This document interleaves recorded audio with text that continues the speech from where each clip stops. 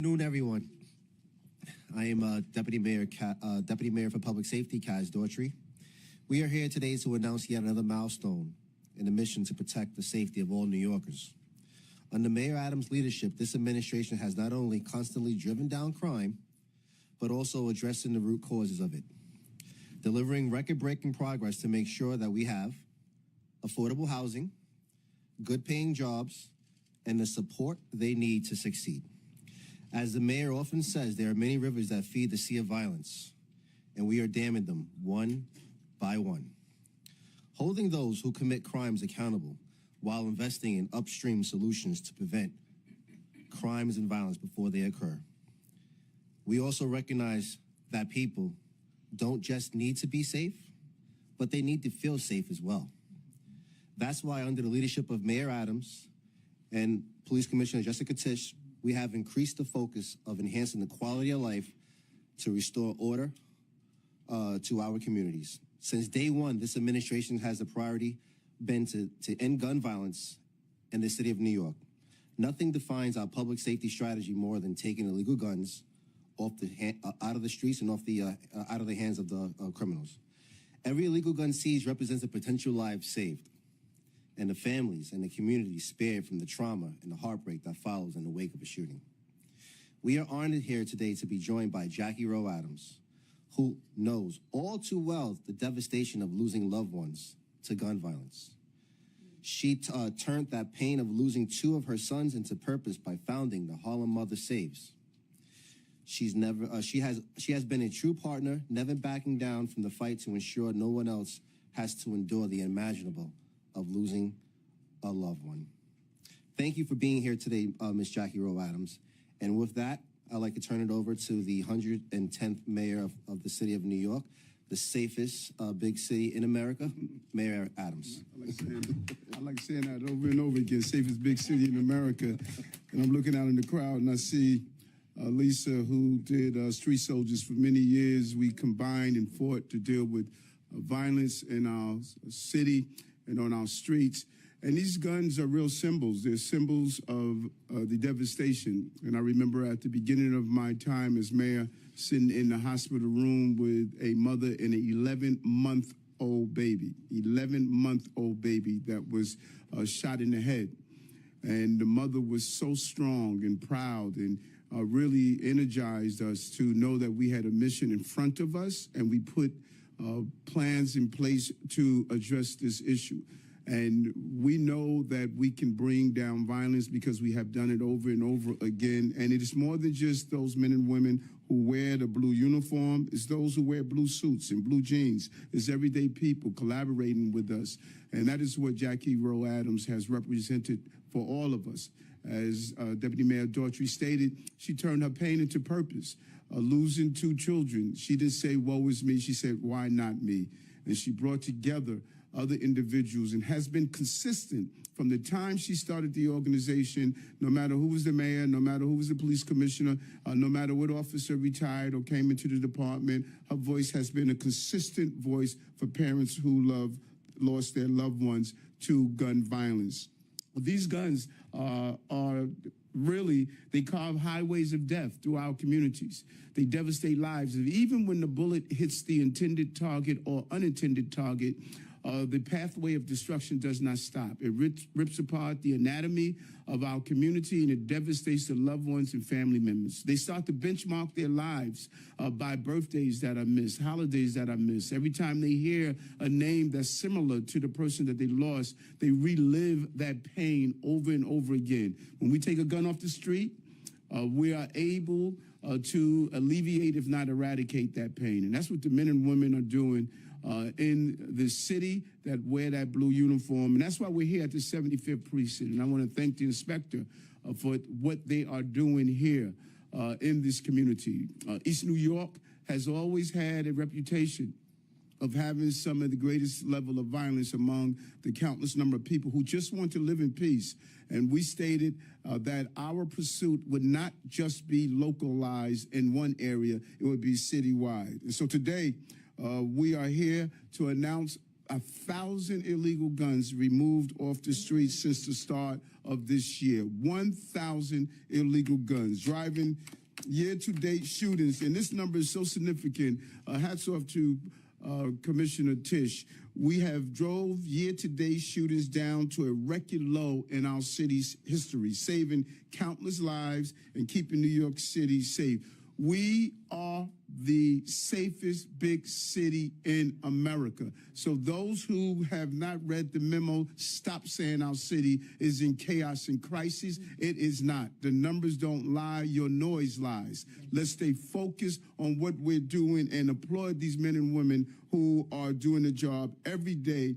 They're doing the dangerous work of interacting with armed recidivists, repeated offenders over and over again. I would challenge anyone. Each one of these guns, I guarantee you the person we got it from in some way or another had already had an interaction with the criminal justice system. And this is why we're focusing on recidivism over and over again. And so Commissioner Tisch and your team, job well done.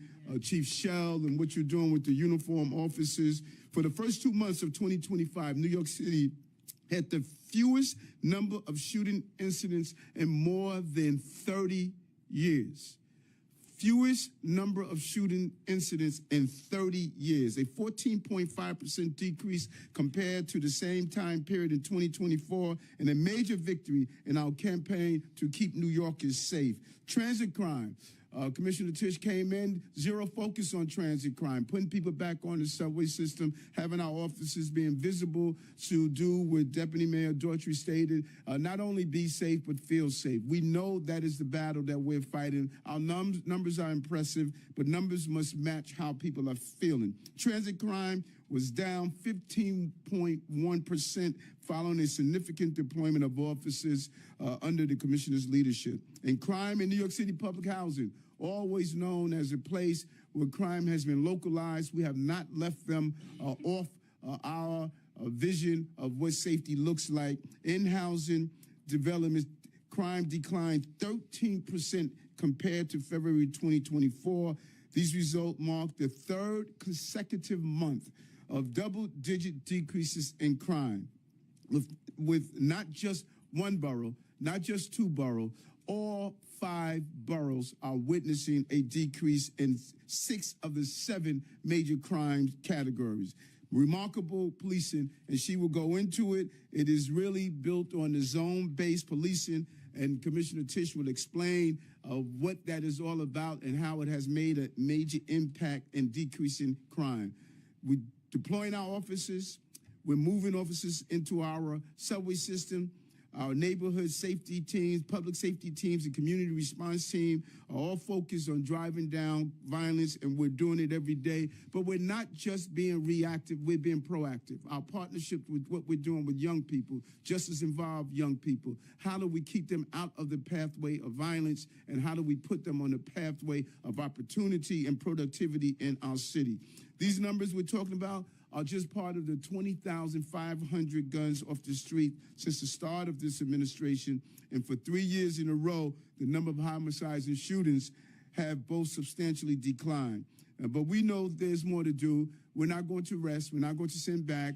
We're going to increase the number of police officers that are on our streets. We're going to make sure we move our officers from desk duties to the duties of patrolling our streets. There's a real plan of how to build on our success. Any other person would sit back and clap and applaud themselves and pat themselves on the back. But we're not doing that. We're saying to New Yorkers, we got your back. We're going to fight hard to make sure this city not only becomes the safest big city in America, but the safest city in America, opening playgrounds, making sure we have safe spaces where people could assemble and enjoy the beauty of this city. We're moving into the summer months.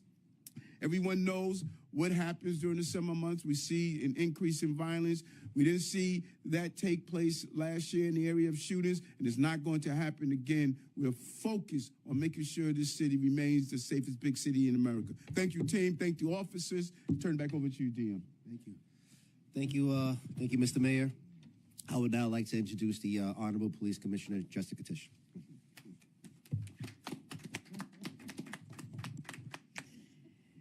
Thank you, Deputy Mayor. Good afternoon, everyone.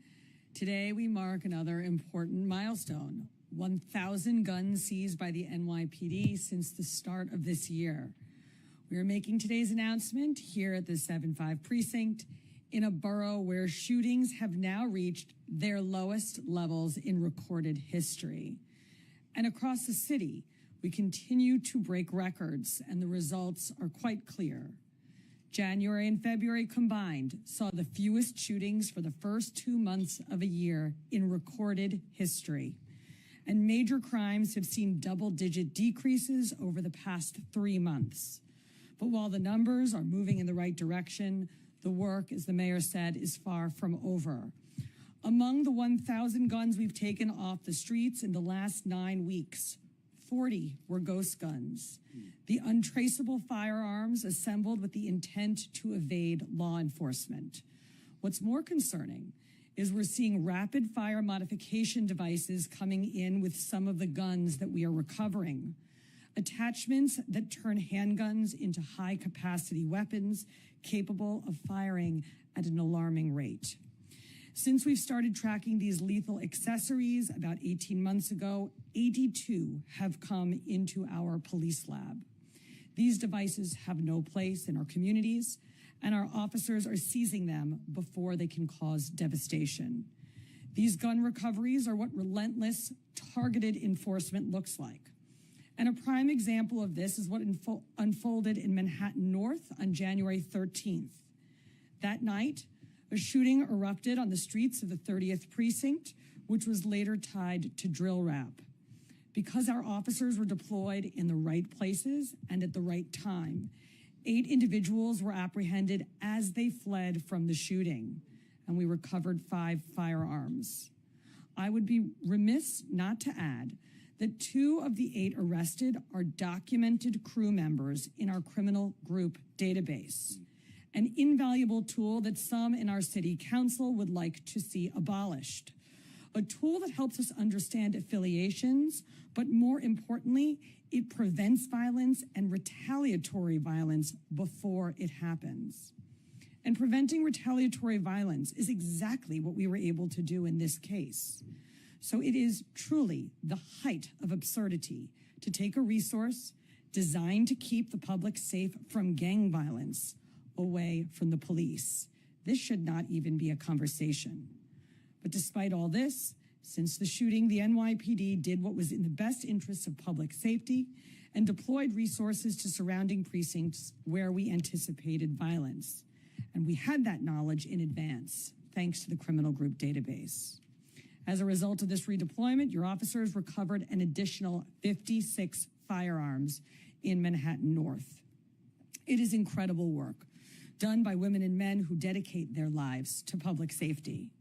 They are out there every day doing a dangerous job in service to a mission much greater than themselves. And I want to thank each of them for their continued noble work. We don't do this alone, though. Our partnerships with communities across the city are an important part of our success, and there is truly no greater champion for that collaboration than Jackie Rowe Adams. So thank you, Jackie, for being here. And of course, thank you to Mayor Adams. Since day one of your administration, you have made it clear that the NYPD's mandate is to get the guns, and you continue to give us the tools and the resources to do just that. Thank you so much. Thank you, Police Commissioner Tisch. And our final speaker, I'd like to welcome to the podium Ms. Jackie Rowe Adams.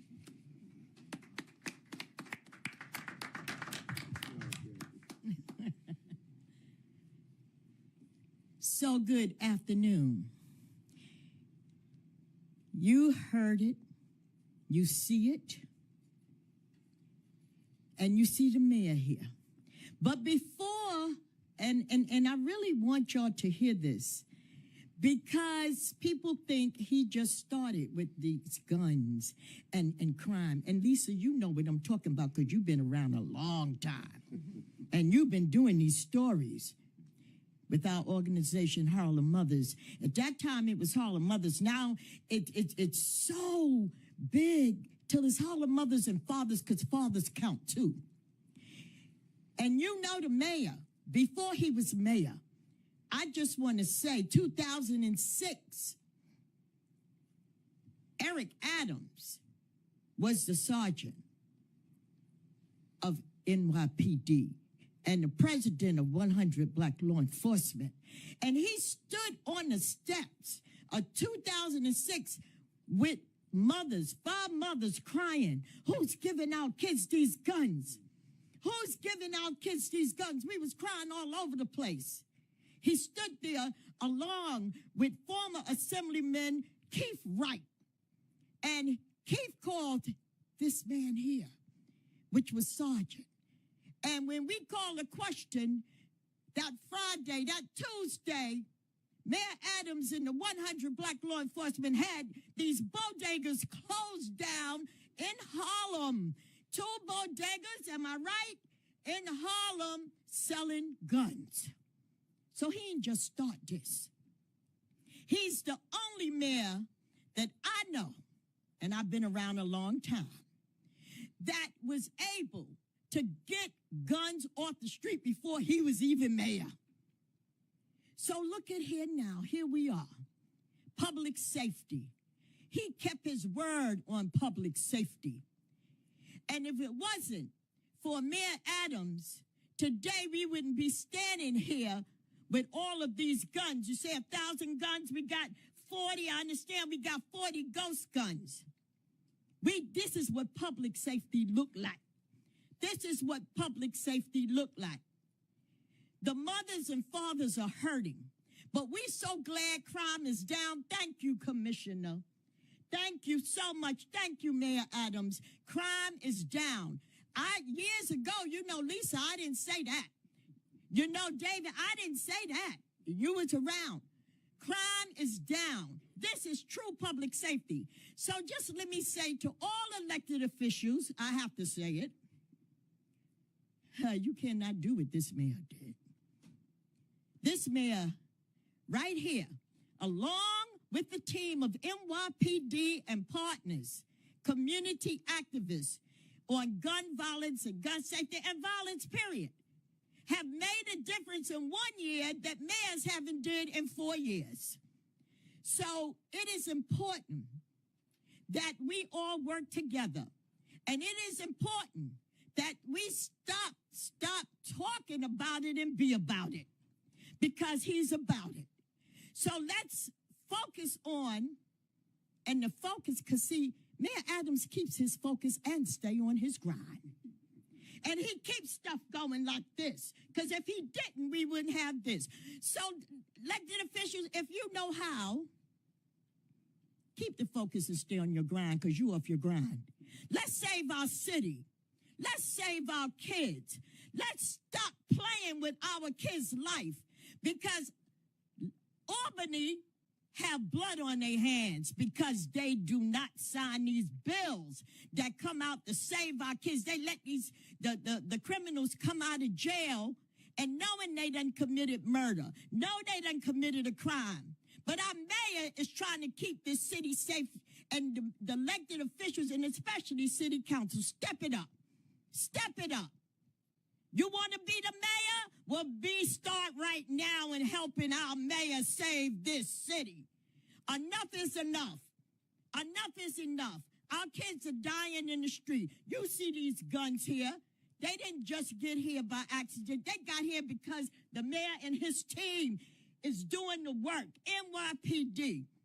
So I say to you before I leave, Mayor, you just keep up the good work. I am so proud of you, because I'm going to tell you something. I had a headache this morning just hearing some disappointing news about some stuff was going on. How you still standing? I could not stand up under all this pressure. Everybody trying to beat him up. Well, honey, he ain't stepping down. He just stepping on up, up, up. And I'm going to look forward to 2026, Mayor, and working with Mayor Adams. 2026, keeping public safety alive. And you know what?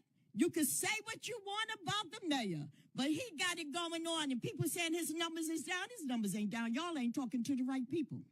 His numbers ain't down because he's doing something. So keep on doing something. We're going to keep this work going. We're going to keep saving lives. My kids I lost years ago, but that didn't stop me.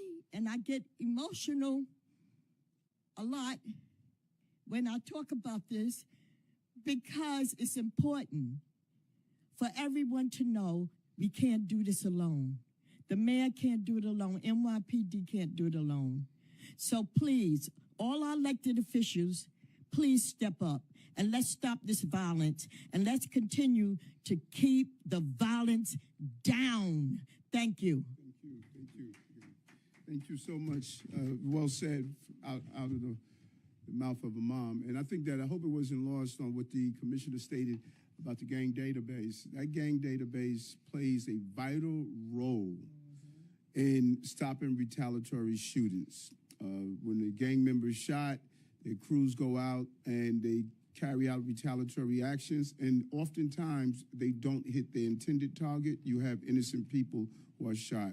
So policies cannot impact public safety, and public safety is not something that's built on idealism. The realism of removing these guns off the street is not to handcuff the police, but handcuff those who are committing violent crimes. Why don't we open to a few questions? Mm-hmm. Hey, Mr. Mayor, how you doing? Good, yourself? Yeah, pretty good. I just wanted to go back to something you said earlier about, you said people who haven't got the memo that crime is down and they're sort of promoting this idea that the city's in chaos. Could you be more specific? Like, would you put the mayoral candidates in that category and like Andrew Cuomo? Yeah, no, it's a general question. No, I put everyone in that category that is not acknowledging that bond raters have dug into how well we're doing in this city in recovering our economy. What we have been able to accomplish on public safety in our subway system. We inherited a subway system that was going through a very devastating time when people were not on the trains out of fear of COVID and fear of violence. When you look at the numbers that we have shown over and over again, and so anyone who's attempting to put a narrative out there, it hurts the productivity of our city. We're attracting new businesses here. We're attracting new corporations. People are coming back to work. They're back on our subway system.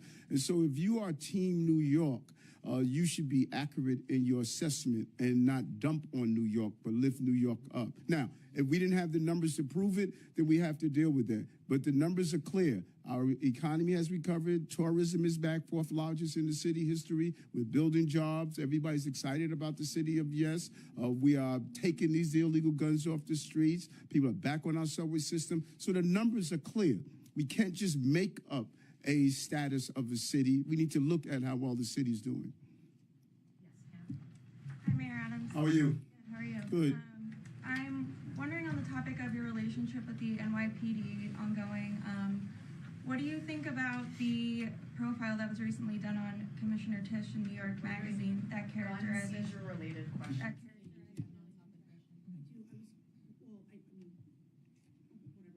My question is, do you have a borough breakdown of which borough had the most gun seizures? And then additionally, Mayor Adams, do you agree with the Trump administration's move to detain a green card holding a pro-Palestinian activist from Columbia University?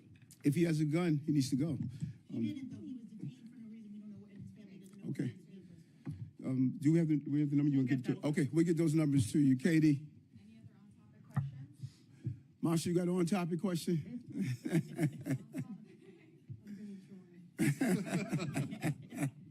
Actually, I wanted to follow on Joe's question. I think that the question about whether people are actually giving you a fair shot at making this the safest city in the world, when you stand in front of this 1,000 guns or however many you have here, are you at all frustrated by the fact that you feel that other people are not giving you credit for it? I mean, every day you have people who are saying, I can make the city safer. I'm going to hire 5,000 cops. I'm going to do it this way. And here you're standing here in front of the evidence. How frustrating is it for you that you have to deal with this constant onslaught of people who are trying to make it look like the way you ran for mayor originally, which was keeping the city safe, somehow you're not keeping that promise. It's not frustrating. What's frustrating for me is when I speak to a police officer who just made an arrest. He finished up the paperwork, and all of a sudden you see the person he arrested back on the streets. That's frustrating.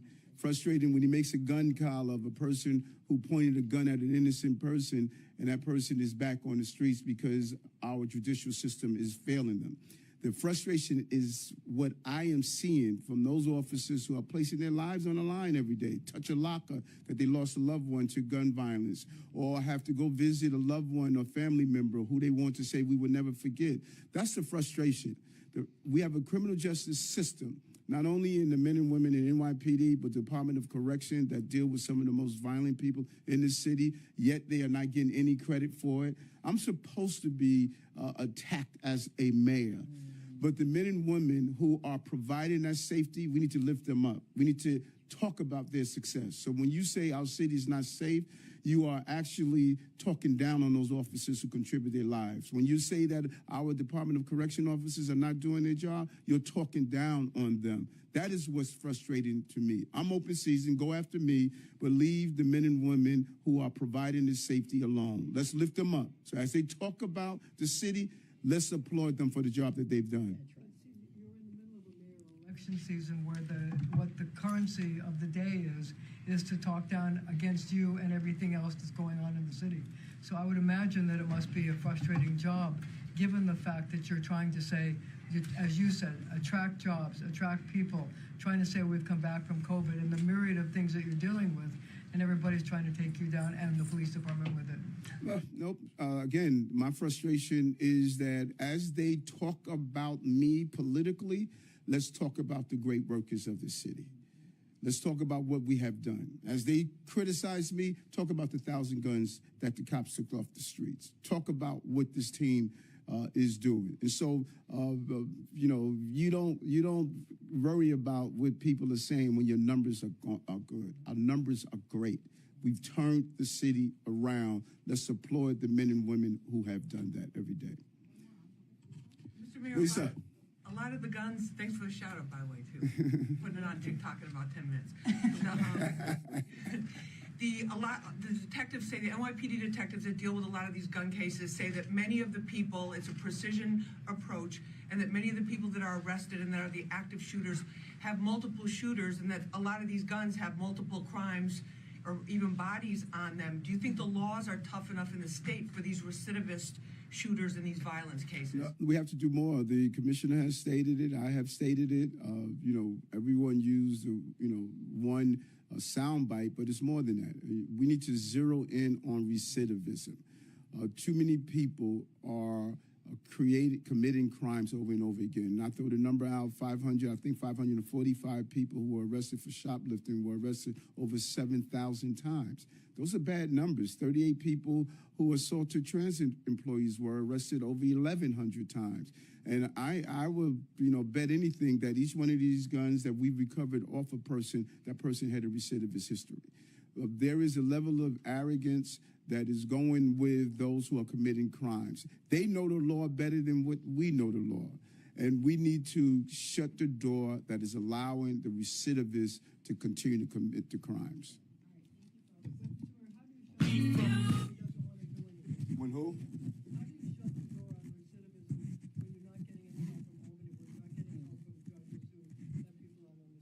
Well, listen, each time we go to these meetings, I try to educate that there are three parts of the criminal justice system. Police is one part. Everyone knows the police.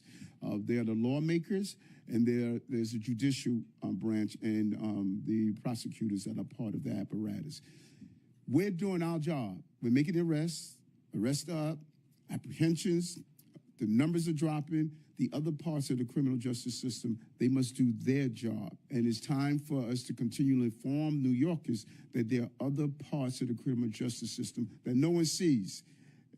We all know the police officers. We all know the uniforms. And so when you think of public safety, you automatically think of that police officer, but there are other parts of the criminal justice system. Thank you.